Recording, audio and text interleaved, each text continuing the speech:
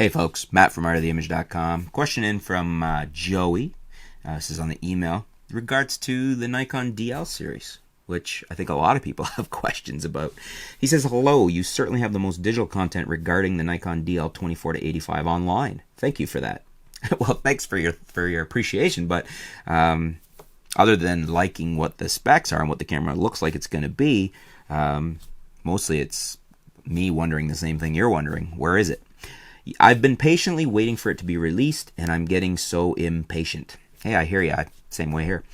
Maybe you have some info or intel as to when it will actually be released. I've called B&H Photo and Nikon. No one has any info. Thanks, Joey. I'm sorry, Joey. Unfortunately, I've talked to my Nikon contacts. I've talked to B&H. I've talked to... Nobody has any real idea of when this is coming out or what's going on. I don't have a direct line into the Nikon R&D or product line manager for this in Japan, and I probably couldn't understand them if I did.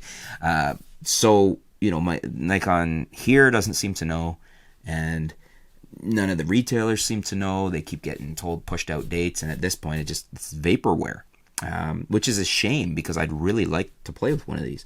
And I've said before that at this point, is Nikon even going to release these as announced?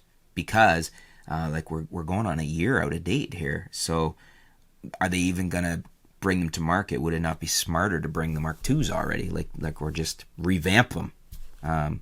Because as still nicely spec'd as they are, I mean, they're far ahead of a GX7 Mark II.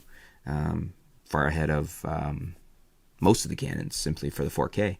And they still will be competitive with the LX10 and the RX100 Mark V, but they could tweak them a little more. I mean, this is a year later. You could make something really class leading. And I'm kind of hoping at this point that's what Nikon's doing. That's why we're seeing the delay.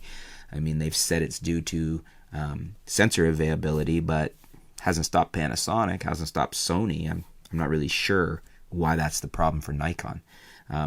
Maybe some of you have more information than I do, or than anybody else has seen. Let me know in the comments below if you have some insight into why this is taking so long, what's going on with the Nikon DL line, specifically here, the 24-85. That's the one I'm most interested in. The 18-50 looks interesting.